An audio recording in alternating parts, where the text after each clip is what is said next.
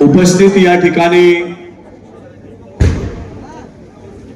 जे गेल्या 15 दिवसापासून या तालुक्यामध्ये बारीक हलक्या स्वरूपाचा जो कालवा चालू होता त्याच्यावरती आज आपल्या सर्वांच्या माध्यमातून फुल स्टॉप लागलेला असेल असं मला वाटतं। आज या ठिकाणी भारतीय जनता पार्टीमध्ये प्रवेश करत असताना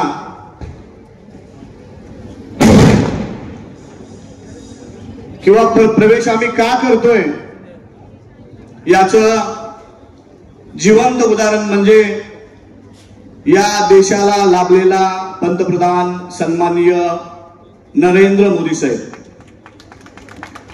कारण या तालुक्यामध्ये आम्ही काम करत असताना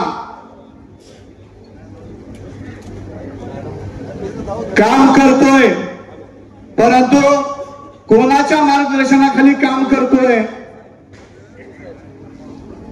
कोणाचा आम्हाला वरदहस्त आहे याची बारीक स्वरूपाचा कालवा या तालुक्यामध्ये जवळजवळ लोकसभेपासून आहे। आज आपल्या सोलापूर जिल्ह्याला लाभलेले सन्माननीय पालकमंत्री आमचे गुरुवर्य दैवत जयकुमार गोरे भाऊ यांच्या मार्गदर्शनाखाली जवळजवळ लोकसभेपासूनच आम्ही भावासोबत काम करतोय। कारण मला जरा स्पष्ट बोलायची सवय आहे बांधवांनो, आणि ज्यांच्या सोबत आम्ही काम करत होतो आमच्या 4 पिढ्या संपल्या त्यांनाही माहित होतं लोकसभेच्या वेळी की बाबा आपण सुद्धा भाऊ सोबत आहे आणि भाऊंना आपण शब्द दिलेला होता, परंतु तुम्ही तो शब्द का पाळला नाही? तुम्हाला कोणती तत्व आडवी आली?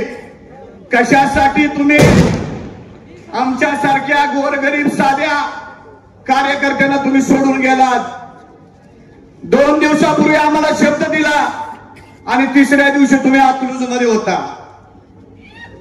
कमीत कमी तुमचे जीवाभावाचे सहकारी ज्या पोरांनी तुम्हाला कलकत्त्यात आणले त्या पोरांचा तरी विश्वासघात करायचा नव्हता, ज्या पोरांनी तुम्हाला तर हाताच्या फोडासारखं सांभाळलं त्या पोरांचा तरी तुम्ही विश्वासघात करायचा नव्हता, ज्या माणसानं ज्या बंगल्यावर तुम्हाला काजू बदाम खायला घातलं त्या माणसाच्या पाठीत खंजीर खुपसायचा नव्हता।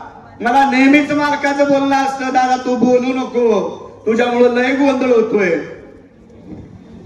पण सत्य कधीतरी समोर येतं, सत्य सर्वांना माहित असतं, परंतु मला सत्य काय बोलण्या विचारून माझा जीव काय राहत नाही, मला संध्याकाळी झोप येत नाही मालक, की तुम्हाला माहित पण आहे। पाठीमागच्या 6 महिन्यापासून तुम्ही आम्हाला थांबवलंय।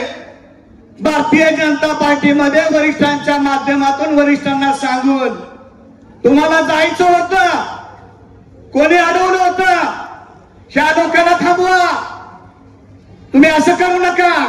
कारण बाबा तुला भारतीय जनता पार्टीचा निधी चालतोय, भारतीय जनता पार्टीचे मुख्यमंत्री चालतात, भारतीय जनता पार्टीचे मंत्री चालतात, पाठीमागल्या बाजूला जाऊन जयाभाऊ चालतात। अरे मग तुम्ही पाठीमागून जाण्यापेक्षा आम्ही सरळ मार्गाने सरळ जातो ना, अडचण काय? आणि या ठिकाणी सर्व बांधवांना नमूद करतो, कोणाला नावं ठेवायची नाहीत, आम्ही सत्य परिस्थिती मांडतोय। कारण माझ्याकडे लय मोठं गटोड आहे, कारण ह्या फट्ट्यानेच तुम्हाला ह्या दरबारात आणलंय आणि हा पट्टा तुमचा बाजार उठल्याशिवाय राहणार नाही। कारण मी जाहीर या ठिकाणी सांगतो, माझ्या मुलांच्या फी सुद्धा मी बाजूला ठेवून या पक्षाचे झेंडे या पक्षाचे बॅनर लावले, माझ्या डोळ्यात अश्रू आहे, मला माहिती आहे माझ्या वेदना काय आहेत, पण हे स्टेज नाही बोलायचं, नक्की इथून पुढे बोलणार आहे। जर माझ्या कार्यकर्त्याला आमच्या गावात, आमच्या तालुक्यात, आमच्या कुठल्याही क्षेत्रामध्ये माझ्या कार्यकर्त्याला तुम्ही डिवचायचा प्रयत्न केला तर तुम्हाला जशास तसं उत्तर मिळेल, कारण माझ्या पाठीमागे माझा देव आहे बाळासाहेब एरंडे आणि त्यांच्या पाठीवरती हात आहे पालकमंत्री साहेबांचा. त्यामुळे आम्हाला फिकीर नाही. इथून पुढच्या काळामध्ये सर्व काय भारतीय जनता पार्टीच्या सर्व कार्यकर्त्यांना, नेत्यांना व मतदारांना मी या ठिकाणी आश्वासित करतो, इथून पुढच्या काळामध्ये फक्त विकास आणि विकासाच्या दृष्टिकोनातूनच या तालुक्यामध्ये संघर्ष केला जाईल.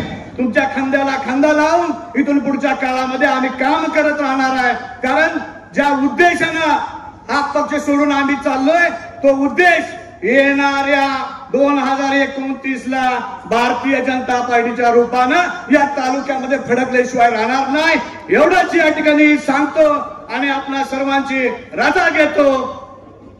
जय हिंद, जय महाराष्ट्र, जय श्रीराम, जय जय श्रीराम, भारत माता की, भारत माता की. धन्यवाद. बीएन जनमत सबस्क्राईब करा, लाईक करा, शेअर करा. आपल्या हक्काचं आपलं न्यूज.